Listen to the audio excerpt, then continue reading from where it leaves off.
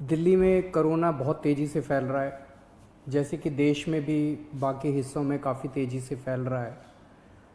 पिछले 24 घंटे में दिल्ली में लगभग 24,000 केसेस आए हैं। ये रिपोर्ट थोड़ी देर में अभी जारी होगी, जो डेली बुलेटिन जारी होता है। पिछले 24 घंटे में 24,000 केसेस आए हैं। उसके पिछले 24 घंटे में आए थे 19,500 केस। तो आप देख सकते हो कि एक ही दिन के अंदर केसेस 19,500 से बढ़ के 24,000 हो गए हैं। पॉजिटिविटी रेट 24% से ज़्यादा हो गया है। तो स्थिति काफ़ी गंभीर है, चिंताजनक है। अब दिल्ली के अंदर ऑक्सीजन की कमी होने लगी है, रेमडेसिविर की कमी होने लगी है। आज मैंने काफ़ी लंबी एक एक चीज़ के ऊपर मीटिंग ली थी सभी ऑफिसर्स के साथ। तो जो हमारे 3-4 दिन पहले हमारी असेसमेंट थी, चूँकि केसेस बहुत ज़्यादा तेज़ी से बढ़ रहे हैं, इस वजह से इन सारी चीज़ों की कमी भी, जो हमें लगता था कुछ दिन पहले तक की स्थिति ये चीज़ें उचित मात्रा में मौजूद हैं, आज ऑक्सीजन की, रेमडेसिविर की और टोसिलीजुमैब, इन तीनों की कमी नज़र आई। किसी भी हेल्थ इंफ्रास्ट्रक्चर की एक सीमाएं हैं। दिल्ली के अंदर भी सीमित बेड्स हैं, दिल्ली के अंदर भी सीमित आईसीयू के बेड्स हैं। जिस तेज़ी के साथ कोरोना बढ़ रहा है, जाहिर है कि एक सीमा के बाहर आके हर हेल्थ सिस्टम की एक सीमा होती है। तो बेड्स बहुत तेज़ी के साथ, जो ऑक्सीजन बेड्स हैं, जो आईसीयू बेड्स हैं, बहुत तेज़ी के साथ ख़त्म होते जा रहे हैं। लेकिन आपकी सरकार पूरी कोशिश कर रही है कि बेड्स को और ज़्यादा से ज़्यादा बढ़ाया जाए। पिछले कुछ दिनों में हमने कई कदम उठाए, जिसकी वजह से बेड्स को काफ़ी ज़्यादा बढ़ाया गया और अभी तक दिल्ली में बेड्स की कमी नहीं होने दी गई। अभी भी आने वाले कुछ दिनों के अंदर हमने बेड्स को बढ़ाने के लिए कई कदम उठा रहे हैं और अगले कुछ दिनों के अंदर ही, 2-4 दिनों के अंदर ही, मैं उम्मीद करता हूं कि बड़े स्केल के ऊपर बेड्स हम बढ़ा पाएंगे। कोशिश करेंगे कि अगर कोई मरीज़ को बेड चाहिए, सीरियस मरीज़ हो, उसको ऑक्सीजन चाहिए, तो ऑक्सीजन की दिक्कत नहीं होनी चाहिए उसको। हमारा इस वक्त सबसे मेन मकसद है, इसमें सबसे ज़्यादा ज़रूरी हो जाता है कि मरीज को ऑक्सीजन की ज़रूरत होती है।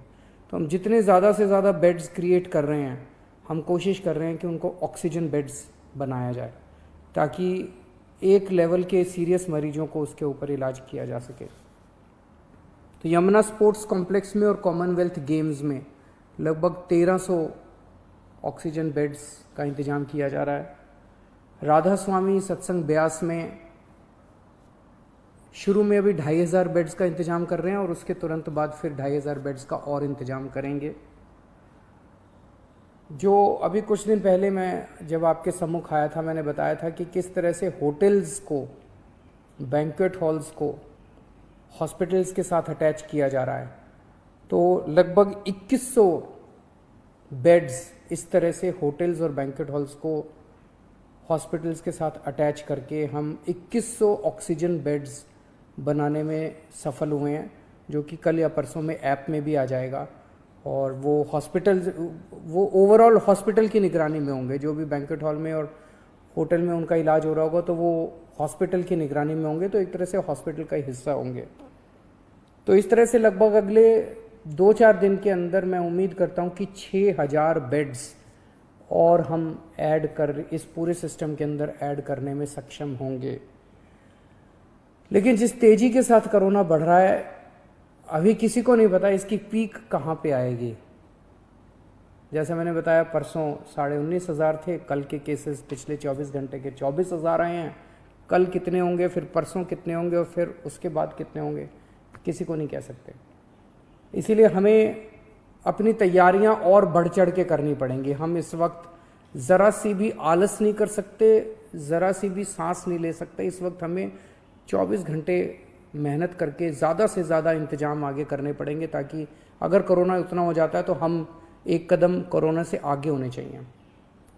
अभी थोड़ी देर पहले मैंने डॉक्टर हर्षवर्धन साहब से फ़ोन पे बात की और उनसे मैंने निवेदन किया।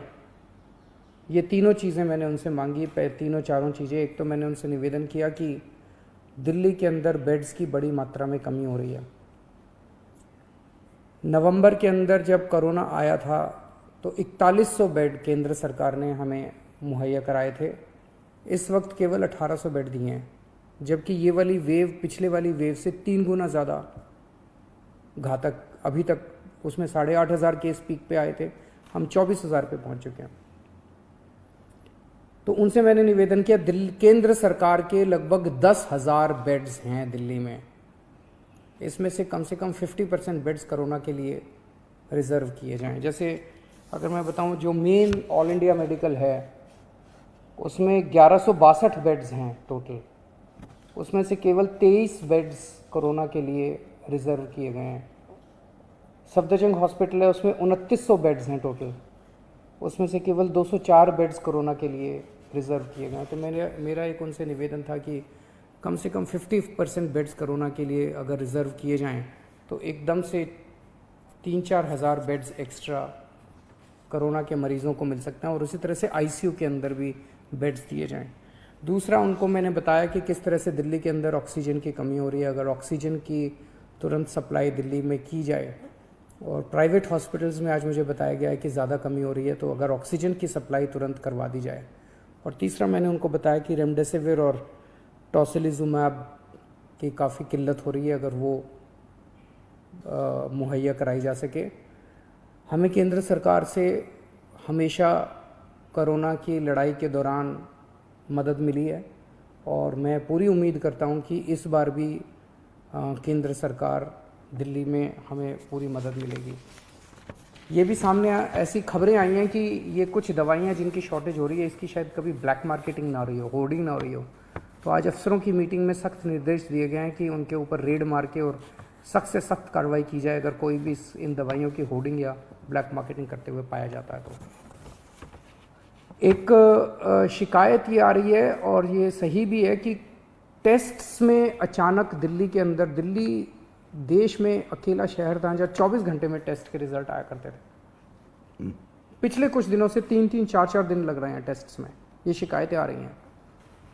और उसका कारण ये है कि कुछ लैब्स ने अपनी कैपेसिटी से ज़्यादा सैंपल उठाने चालू कर दिए हैं। उनकी कैपेसिटी मान लीजिए 5,000 की है दिन की, वो 10,000 ले लेते हैं, 15,000 सैंपल डेली ले लेते हैं, और वो एक देने सैंपल का रिजल्ट देने में उनको 3-3, 4-4 दिन लग जाते हैं। इससे नुकसान आप समझिए कि एक सीरियस मरीज, उसने आज सैंपल दिया, उसका रिजल्ट अगर 3 दिन बाद आएगा, 3 दिन के अंदर तो उस व्यक्ति की मौत भी हो सकती है। तो उनकी ज़िंदगी के साथ खेल रहे हैं। ऐसी लैब्स के खिलाफ सख्त कार्रवाई की जाएगी जो अपनी कैपेसिटी से ज़्यादा सैंपल उठाते हैं और 24 घंटे के अंदर रिपोर्ट नहीं देते।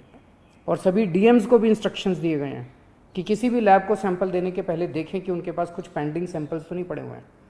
उन लैब्स को बिल्कुल सैंपल ना दिए जाएं जो 24 घंटे के अंदर अपनी रिपोर्ट नहीं दे रहे हैं। कुछ हॉस्पिटल्स देखने को मिले, हमारा एक ऐप है दिल्ली सरकार का, उस ऐप में आपको रियल टाइम बेसिस पे पता चलता है कि किस अस्पताल के अंदर कितने बेड भरे हुए हैं, कितने बेड कोरोना के खाली हैं, कितने आईसीयू बेड हैं, कितने खाली हैं, कितने भरे हुए हैं। रियल टाइम बेसिस के ऊपर इस ऐप पे आप देख सकते हो।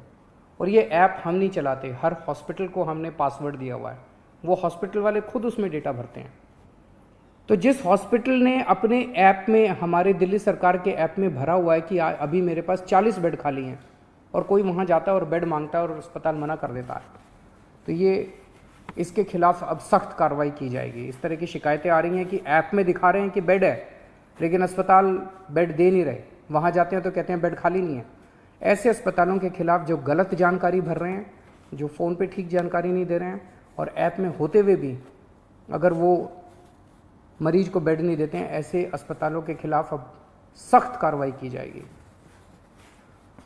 कोरोना से निपटने के लिए हमें मजबूरी में ये वीकेंड कर्फ्यू लगाना पड़ा। चारों तरफ से खबर आ रही है कि लोग इसका अच्छे से पालन कर रहे हैं। अगले कुछ दिनों तक हम स्थिति पे नज़र रखे हुए हैं। अगर स्थिति और गंभीर होती है और अगर हमें जो भी कदम इसको कंट्रोल करने के लिए, आपकी ज़िंदगी बचाने के लिए, आपकी सुरक्षा के लिए, आपके स्वास्थ्य के लिए जो भी कदम उठाने पड़ेंगे, हम कदम उठाएंगे। और मैं उम्मीद करता हूं कि आज तक जैसे आपने मेरा साथ दिया, हर कदम पे जो भी कदम हमने उठाया आपने साथ दिया, आप इसी तरह से हमारा साथ देते रहेंगे। नमस्कार।